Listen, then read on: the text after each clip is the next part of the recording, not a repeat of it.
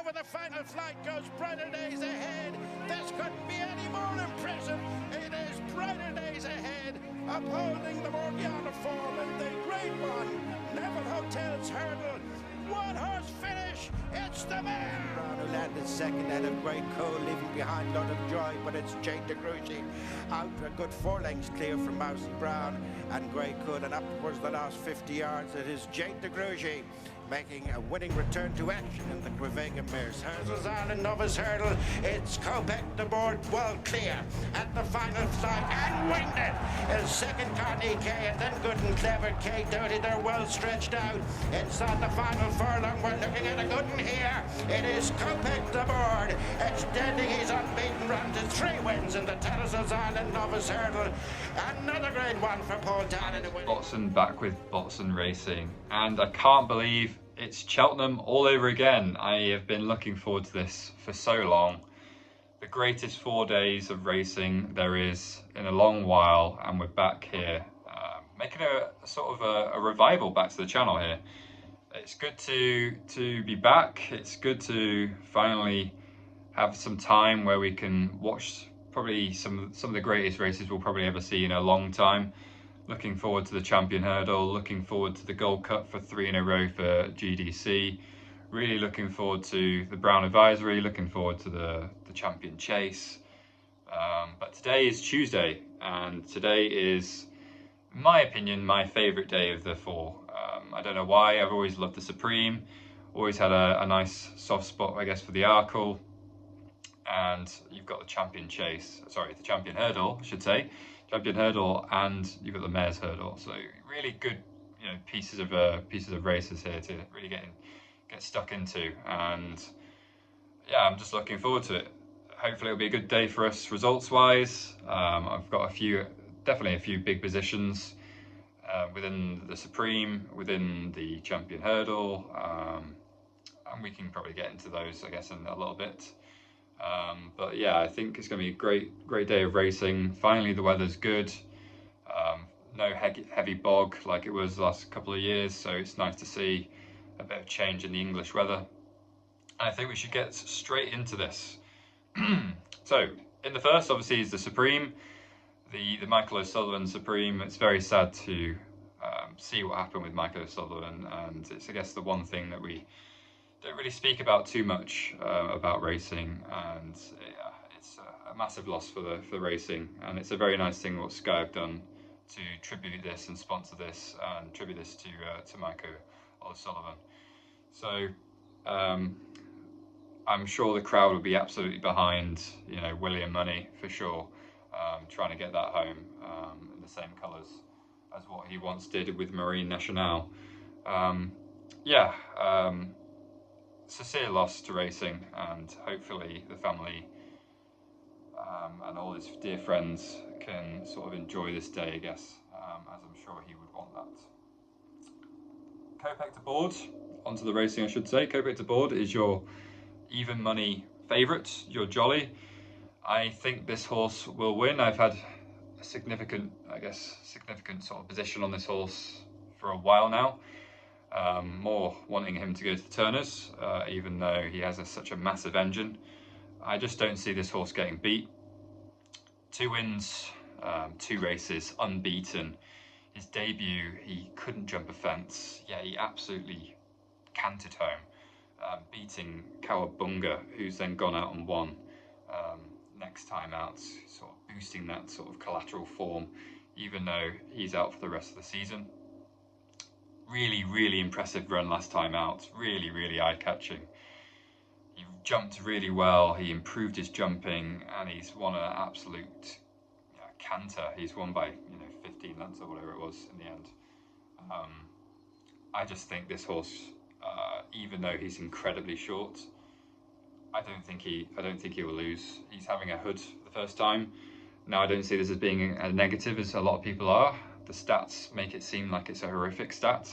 However, the type of horses that I would be wearing a hood aren't your, even money shots, your 11 to 10 pokes that we have here. So I wouldn't say it's a concern. I've seen quite a few people say it's not as bad of a negative, and I'm there to agree. But I just think Kopek Des Bordes should win this at an absolute canter. And I think you're getting a fair price, even though he feels really short. I just feel like an even money shot here, a coin flip. I just feel like this thing will win. If you're going to do multiples on the day, the very muggy sort of Mullins-Ackers, and I guess Conny Hill fourfold, I definitely suggest adding this one in. I just don't see this losing. The other one each way here, I thought it was Karbou, I think is how you say it.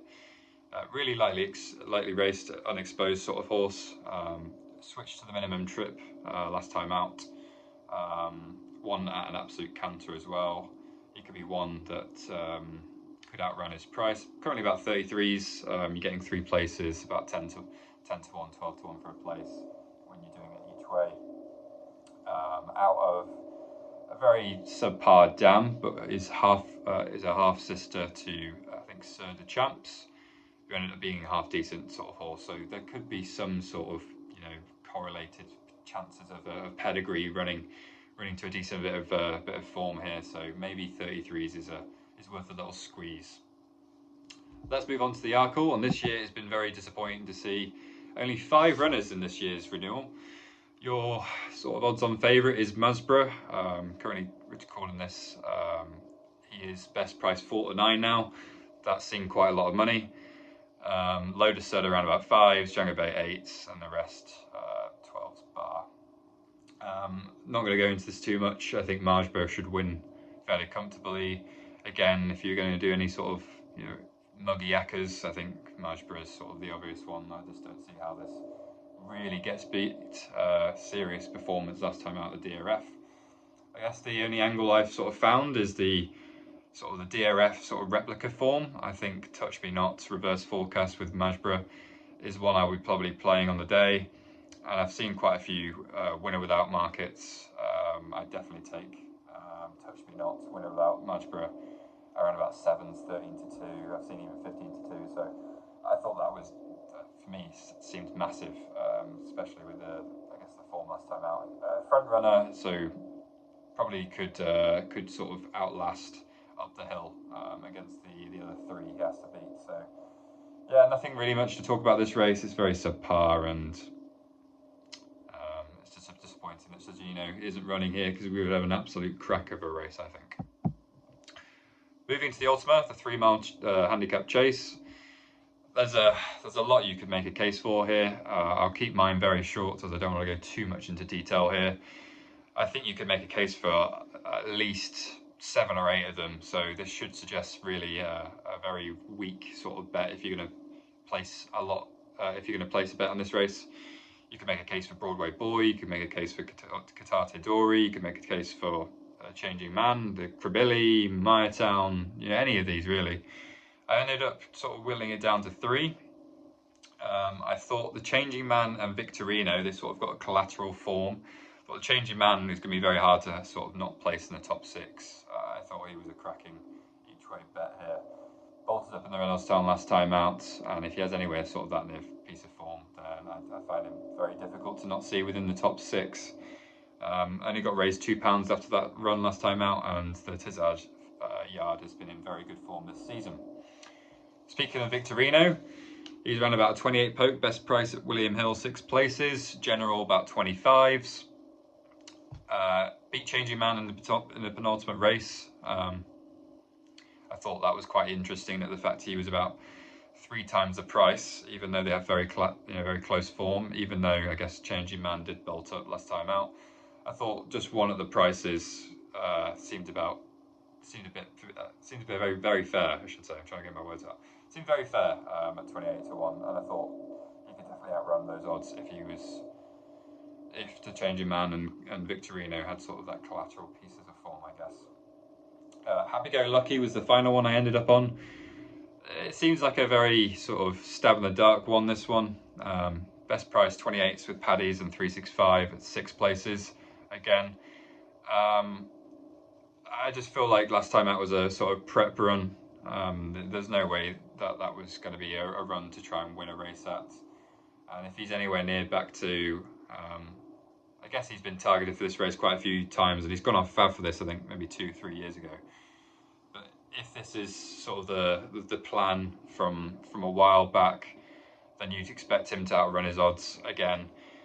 If this was sort of the plan and last time out was a sort of prep run, then I think 28s he could definitely outrun his sort of odds again and maybe get a place. So those are 3: Happygolucky, Victorrino and the Changing Man, all roughly 6 places. I know Sky do 7, but I will be tipping these for 6 places. The mares, very disappointed to see Lossiemouth coming here. I think that she's one to really oppose here. She fell last time out of DRF, losing to State Man, and she got beat by I would say, maybe a subpar Constitution Hill. Jade De Grugy is the one I would be taking on the Fav here. I think it was a very nice seasonal debut, and I think it just at the prices, I'm not going to be backing this each way. I think 11-2 best price at the moment is very fair, but I think the place value just isn't there really with Jade De Grugy. I think 11-2 win only is probably the only thing I can find here. I'm not going to tip this one, but I think Calaconte at the moment at 14s is a very fair each way price. I expect this to be single figures on the day. I think you're getting a decent price if you do back it at 14s each way. I think that's very fair, and I can expect money. Well, money's already come for this thing, but I think money will come more for this, and it could see single figures, I guess, before the off. Champion Hurdle. This would be a brilliant race. I don't want to talk too much about the previous sort of, I guess, racing that these two have had. You guys should very well know the sort of calibre of horse of Constitution Hill, and what we've seen out of the mare of Brighterdaysahead this year. I think it'll be a cracking race, and it's very sad again to see Lossiemouth avoiding this, but we'll still see a great race, and I think we'll see a very weird race of tactics, which brings me to my point here, why I think Brighterdaysahead, which is my nap here, is a very good bet. I don't think this will be a very normal run. We're going to see some very weird tactics here. We could even see Brighterdaysahead having about 10 lengths coming around the final bend, and Constitution Hill trying to have to make that up. And for that reason, that's why I think BDA, Brighterdaysahead, is a nap for me. Looking to oppose Constitution Hill, I don't think he's anywhere near his best, and I think Brighterdaysahead could get one better of him in his undefeated campaign as a hurdler.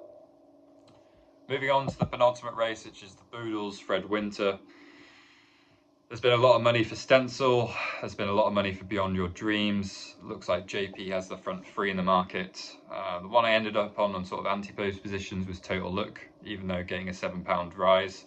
Gavin Cromwell's done very well in these races beforehand. I think he could have well in hand still. And I think it's fair price, 9-1 each way. And he's wearing some headgear for the first time as well. So I think it's a very interesting one, especially he was a massive eye catcher last time. The English handicapper, as I said, did rise him. I think it was £7 after his previous run, even though he didn't win it. But he was a massive eye catcher, and I think about 9-1 best price is definitely worth a play. Teriferma, I think scrolling down is best price 28s. Yes, didn't like the ground last time out. Switching back to a handicap this time. Got Sean Bowen on board as well. That's very interesting. I feel like this is quite a shrewd move, getting this horse back over a handicap. I think he could outrun his odds. Definitely a plus anyway with having Sean Bowen on board. It looks like I've only got 2 tips for the Ultima, actually. The Boodles. So let's move on to the last race. I've only got one in here for the National Hunt Challenge Cup Novices Handicap Chase.